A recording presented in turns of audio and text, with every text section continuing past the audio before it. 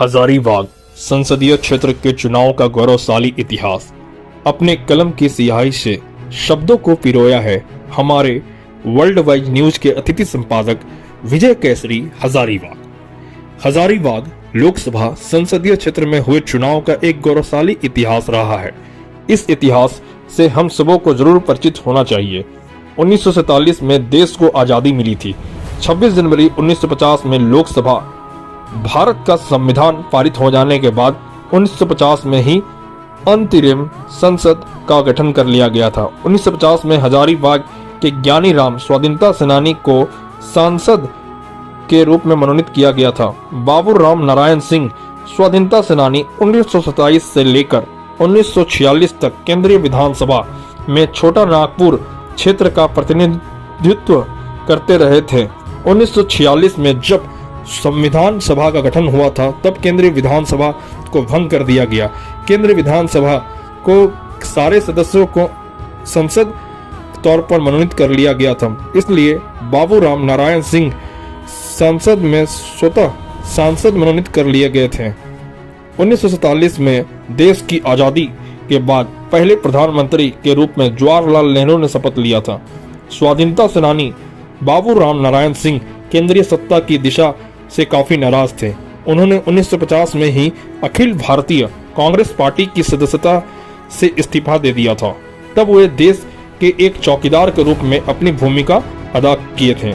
1947 से लेकर 1952 तक लोकसभा मनोनीत सांसदों के द्वारा संचालित रहा था।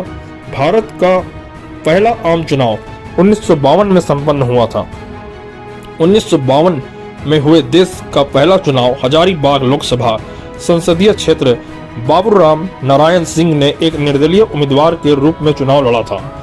उन्हें रामगढ़ राज्य के पूर्व राजा स्वर्गीय कामाख्या नारायण सिंह की पार्टी छोटा नागपुर संथाल प्रगना जनता पार्टी का समर्थन प्राप्त था।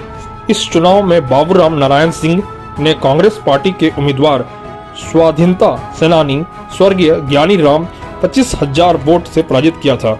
तब देश के प्रधानमंत्री पंडित जवाहरलाल नेहरू थे। 1957 में राजमाता ललिता राजलक्ष्मी जनता पार्टी से सीट पर चुनाव लड़ी थी। उन्होंने कांग्रेस की पार्टी के बदरुज्जमा खान को पराजित किया। इस संदर्भ में दिलचस्प बात यह है कि 1957 में चुनाव के पूर्व रामगढ़ राज्य के पूर्व राजा कामाख्या नारायण सिंह बाबू राम नारायण सिंह के समक्ष यह शर्त रखी थी कि आप बाउंड लिख दीजिए, आप छोटा नागपुर संथाल प्रगना जनता पार्टी के आजीवन सदस्य रहेंगे। तब बाबू राम नारायण सिंह ने कहा था कि शेर को बांध कर नहीं रखा जा सकता। इस घोषणा को प्राप्त उन्होंने 1957 में चुनाव नहीं लड़ने का निर्णय लिया था। 1962 में देश का तीसरा लोकसभा चुनाव हुआ था। हजारीबाग लोकसभा संसदीय क्षेत्र से रामगढ़ राज्य के पूर्व राजा कामाख्या नारायण सिंह के छोटे भाई डॉक्टर वसंत नारायण सिंह जनता पार्टी से टिकट पर चुनाव लड़े थे। उन्होंने कांग्रेस पार्टी के जमाल अंसारी को भारी मतों से हराया था।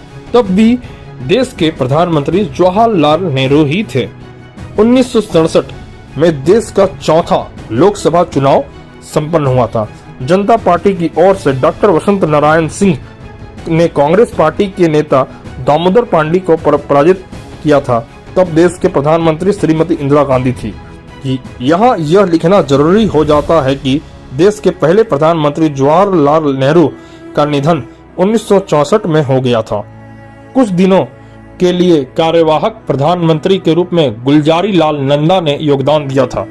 उसके बाद लाल बहादुर शास्त्री कुछ वर्षों के लिए देश के प्रधानमंत्री बने थे।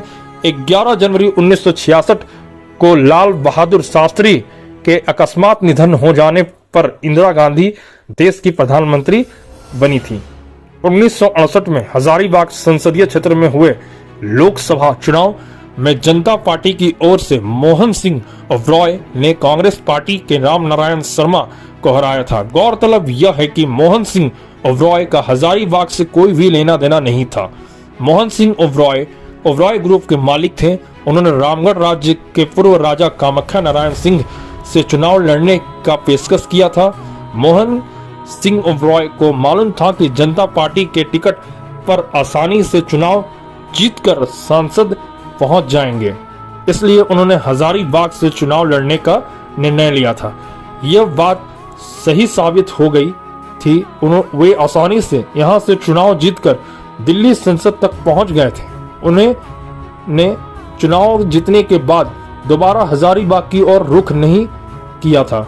1971 के लोकसभा चुनाव में हजारीबाग संसदीय क्षेत्र से कांग्रेस के दामोदर पांडे ने रामगढ़ राज्य की राजमाता ललिता राजलक्ष्मी को हराया था।